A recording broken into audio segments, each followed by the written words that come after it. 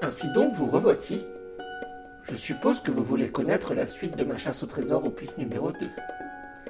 Si vous ne l'avez pas déjà fait, je ne peux que vous conseiller d'aller voir la première partie afin d'avoir toutes les informations en tête. Petite piqûre de rappel. La première partie se composait de 7 énigmes visuelles et menait au final à trouver une œuvre de Pierre-Henry, l'Apocalypse de Jean. Je vous avais aussi prévenu que 3 énigmes audio se cachaient sur mon site internet. Nous allons donc nous intéresser à la découverte de ces 3 énigmes, leur décryptage, puis la résolution finale de l'opus numéro 2.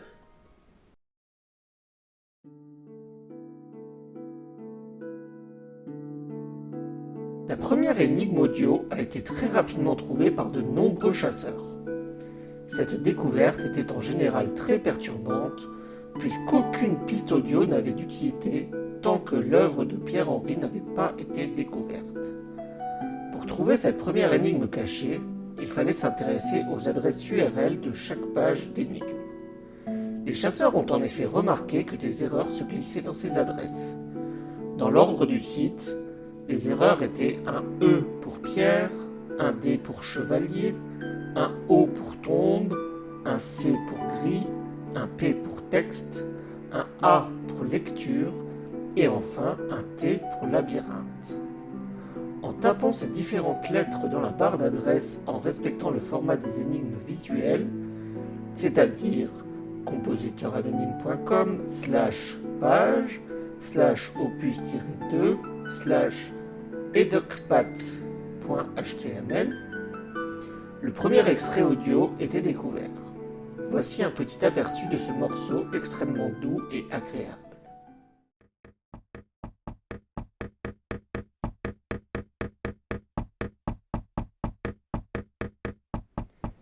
Si j'ai déjà expliqué qu'il y avait en tout 3 extraits audio à retrouver, nous verrons un peu plus tard que c'est grâce au premier décryptage de cette énigme qu'il était possible de connaître le nombre total d'extraits audio. Pour trouver le deuxième d'entre eux, rien de plus simple. En comprenant le fonctionnement des horloges, nous avions trouvé un mot, nombre au pluriel. Tout comme pour Edocpat, il suffit donc de taper ce mot dans la barre d'adresse, en respectant le format des énigmes. Voici un aperçu de cet extrait audio. A T A A X V T. Enfin, le troisième extrait audio aurait pu être trouvé avant même que l'opus numéro 2 ne commence, puisque son nom se cachait dans le logo de la chasse, qui avait été rendu public quelque temps avant son démarrage. Un mot est caché dans la partition par un procédé de stéganographie, c'est-à-dire une méthode permettant de coder un message d'une façon peu visible, en général dans un texte ou une image. La grande liaison menant de la première note au soupir final permettait d'avoir 2 bornes. En posant un total de 26 traits répartis de manière équidistante entre ces 2 bornes, chaque nombre tombait exactement sur une lettre. De gauche à droite, A, D, I, O, R. En faisant une lecture de bas en haut, la solution apparaît, radio. Le troisième extrait audio se trouve donc à l'adresse compositeuranonyme.com, page opus2 radio.html. Voici un aperçu de cette dernière énigme. Echo, Uniforme, Charlie, India, Papa, November, Mike, India.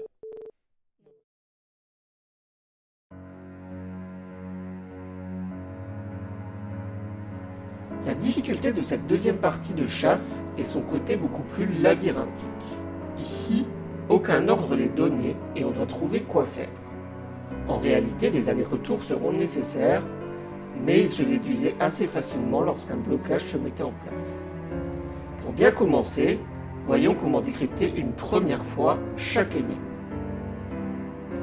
Le premier extrait, nommé Edocpat, donnait quelque chose de très intéressant en le lisant à l'envers. Tape code. Ceci est un système permettant de coder des messages à la façon du chiffre de Polybe, mais version auditive. Le tapcode reposant sur un nombre de coups frappés qui s'enchaînent, le lien avec ce qui est entendu est alors assez évident. Même si cela était fastidieux, il fallait donc dans un premier temps compter chaque série de coups, mais avant de démarrer ce décompte, un autre indice très important était entendu à la fin de la piste. 1, 2, 3, 4, 5. 504 chiffres à répertorier, 2 fois 126 lettres à trouver. Ce message n'apparaissait que sur le canal de droite, pendant qu'à gauche, les coups se poursuivaient. Une bonne idée était donc de séparer le canal gauche et le canal droite pour faire le décompte. En comptant ainsi, on trouvait 252 groupes de coups d'un côté, 252 de l'autre, ce qui correspond bien à un total de 504 chiffres. En voici la liste pour chaque canal. D'un côté, nous entendons 1, 1, 3, 1, 4, 4, 2, 3, etc. De l'autre, 1, 2, 2, 3, 2, 5, 3, 2, etc. En essayant de traduire cette série de chiffres par la méthode du tapcode, aucun message intéressant n'apparaît.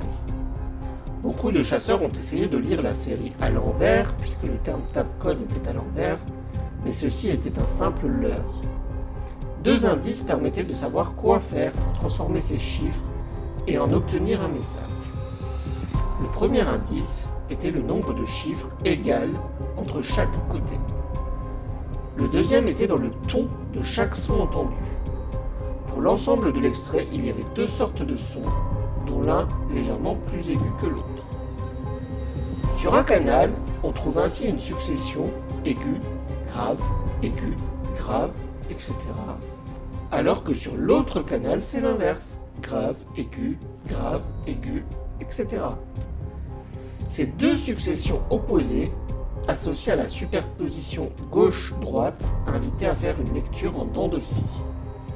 On obtient ainsi 2 nouvelles séries de 252 nombres. Pour l'une, 1, 1, 2, 1, 2, 4, 3, 3, etc. Pour l'autre, 1, 2, 3, 3, 4, 5, 2, 2, etc. Cette fois-ci, en transformant ces chiffres avec la méthode du tapcode, un résultat plus intéressant est obtenu. D'un côté, nous obtenons le message « Afin de résoudre correctement cette énigme, tu devras utiliser l'identification de celui dont la tessiture vocale est malmenée dans la dernière bulle. » De l'autre, le résultat est plus surprenant. Entremêlés à tout un tas de lettres désordonnées, on trouve quelques messages, retour crayon, 3 audios en tout, labyrinthe 16. Je vous invite à retenir toutes ces informations, nous nous en resservirons très rapidement. Le deuxième extrait, Nombre, avait un titre correspondant à la nature de ce qui était à trouver, à savoir une série de nombres. Il était possible de le décrypter sans aucune autre information, mais cela demandait de faire ce qu'on appelle communément du brute force. Or, un gros indice se trouvait dans le décryptage que l'on vient de découvrir juste avant. Le terme labyrinthe 16 invite en effet à s'intéresser à la 16e ligne du labyrinthe, où se trouve le début du poème Utqueant Laxis. Certaines personnes ont pensé que cette information permettait justement uniquement de retrouver ce poème, mais elle était en réalité bien plus importante, puisque cette 16e ligne était nécessaire pour résoudre l'audio nombre. En réécrivant les 26 lettres, on obtient un alphabet de substitution. Vu que certaines lettres se répètent, il est intéressant de les numéroter pour savoir laquelle choisir. Le premier X sera noté X1, le deuxième X2, etc. L'alphabet obtenu est le suivant. Q1 pour A, U1 pour B, E1 pour C, A1, N1, etc. Le morceau audio fait entendre une succession de lettres suivie à chaque fois d'un certain nombre de coups. En prenant en dictée l'extrait, on obtient la suite suivante. A1, X1, X2, B1, N1, A3, etc. En se servant de l'alphabet construit précédemment, le message obtenu est le suivant. 10, 9, 8, 15, 41, 31, 5, 14, 2 et le numéro complémentaire, le 7. À nouveau, je vous laisse le soin de retenir cette information. Nous y reviendrons tout à l'heure.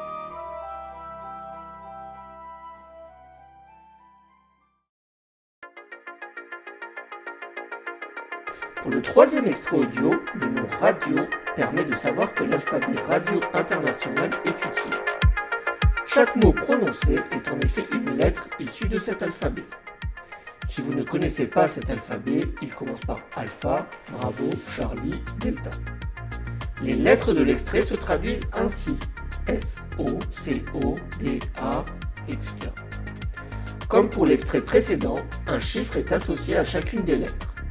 Cette fois-ci, le chiffre est caché par du morse sous forme sonore. Pour réussir à décrypter celui-ci, il était forcément conseillé de ralentir l'extrait. La suite obtenue donne ceci: S1, O6, C13, O26, D17, etc. Tout comme pour la résolution des chevaliers sur la partie visuelle, il ne reste plus qu'à transformer les lettres en montant leur rang dans l'alphabet grâce au numéro associé. S1 devient T, O6 devient U, etc. Si le rang vient à dépasser 26, il suffit de repartir du départ. Par exemple, N15 donne C, puisque 14, qui est le rang de la lettre N, plus 15 donne 29, soit 26 plus 3. C est bien la troisième lettre de l'alphabet. Le message obtenu est le suivant. Tu pourras compter sur la 11e de la 10e pour enlever le faux homonyme. Maintenant que les 3 extraits audio ont été découverts et partiellement décryptés, il est temps de démarrer l'assemblage final.